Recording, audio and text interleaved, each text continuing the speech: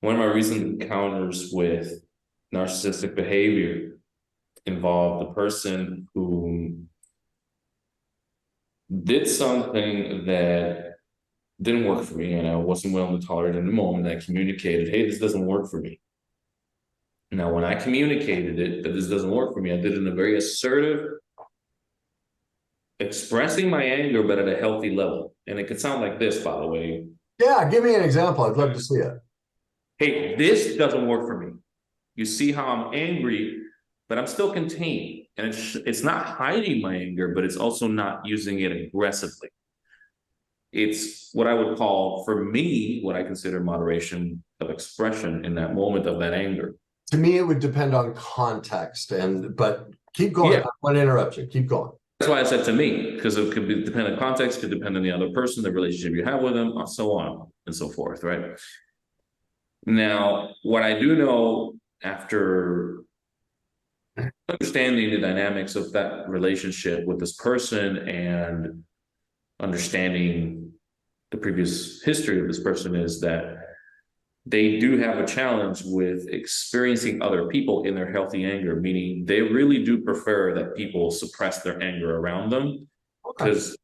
because of their trauma. That's awesome. Good for them. Yeah, any sort of anger is like, Go find a disempowered person. See that you got to learn, go become an expert in your dysfunction so you know which dysfunctions you play best with. Yep. Yeah. But because of that, here's what happened. So because of these things that we're talking about, when I expressed my anger and I communicated that it doesn't work for me, the response from the person was, there's no problem here. Look at you. Look at how you're acting. You're overreacting with this anger now. They went from violating a boundary, and by the way, they violated the boundary because they were actually uncontained with their anger. I didn't throw that piece of the context into this. That's the reason why I responded in a assertive, angry way of saying, hey, You match their anger, and then they flip the script on you. And now well, yeah, your anger the problem. exactly, but I matched it in a more contained manner Yeah. where they were doing it in what looked like and it was toward another person. It wasn't even toward me, right?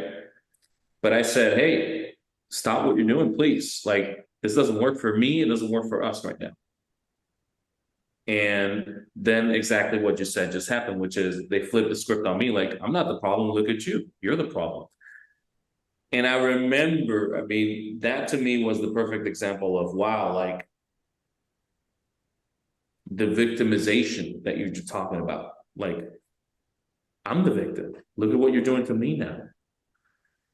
Now, in the past, because I haven't done the work, what I would have done after that person told me that I'm the problem because of, and by the way, they do so, when I say narcissistic behavior, is because they'll do so calming themselves down, like, not calm, like, looks like you're calm, right? In this very, like, ooh, you doing something, you know what I mean? Some Hollywood acting right now, right? And in the past, I would get immensely triggered with anger, and I would then, in that case, blow up into "how dare you" mode, right? Which technically would fulfill their side of the story. This time, what I said, because of the work that I've been doing, was, look, it seems that we're not in a state where we can both communicate with each other in this moment and really hear each other. So let's take a break. Let's come back to this conversation. Stepped out of the room. And I stepped out of the room immediately, even without the acknowledgement in this situation, because Perfect. Great job. Yeah, that's what you need to do. yeah, because what I've noticed is these types of people with this behavior, I don't say like they're this type of people that always like this. It's just this specific behavior in that moment. When they don't have emotional mastery, what I have noticed is they won't respect the boundary. They'll just keep going. Well, you're the problem. Well, look at you. And you keep Why are you running away? Oh, yeah, go out the door. Yeah, yeah. Doing other comments. Yeah. Yeah. Look at how you're making me feel. You're disturbing the peace. You know, like literally, it's quite astounding to see the things that'll come out of their mouths. And I'm not saying this, by the way, because I haven't been there. I've been this guy too. I've chosen to act with that behavior in the past, but bringing it to the points that we've been focusing on, these are the benefits of emotional mastery that I've experienced, that you're able to be in situations and truly deep see things for what they are, and protect yourself if you need to, assert yourself if you need to, and maybe it even protects the relationship. There's potential for repair and healing, right, in there as well. I know for me, it goes against my morals and values to be abusive to other people. I know that I will be, because I'm human and unlimited. And so I know when I run into a person like that who's being abusive, if I join in on it, I am equally abusive.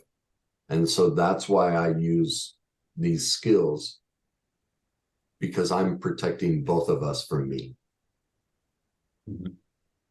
Because that's all I can control. So do you hear how I took a situation, and this is what emotional mastery gives you? Most people would describe the process as though they're the problem. Well, that's a victim blame position. The other person being the problem, yeah. Yeah. And instead, I take that situation and go, no, no, no. I use emotional mastery to protect me from us.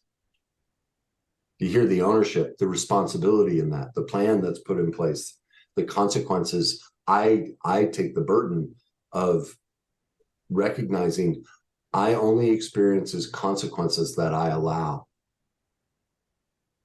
I don't allow you to dictate that. Now, because I'm human and limited, there will be times I will allow you to do that. And I'm responsible for allowing you to do that. I can have my feelings and ask you, you know, or I can share, hey, what I experienced the other day, that just didn't work for me. That was overwhelming. And that's why, you know, I don't think we'll be spending any more time together. But ultimately, I'm very sad at myself that I allowed my part in that. So I've gone through experiences where that was the only option, yeah. And it is sad for both individuals, but you know what? On the other hand, look at the gift. See, this is where I go. I'm like, well, sad? Why? We both learned something. I learned I don't have to put up with poor behavior anymore. I don't have to lock myself in the bathroom. I'm free and I won't die. And what did what did they learn? Wow. That I'm not going to get abused, because someone like that only does that because they were abused. So the first time in their life, I have shown them what it looks like to have an experience with somebody who does not want to abuse them. And so you want to tell me the ending is a problem? To me, it's the beginning for both of us. It's a massive opportunity. That's what people don't get. Amen. Yeah. Right?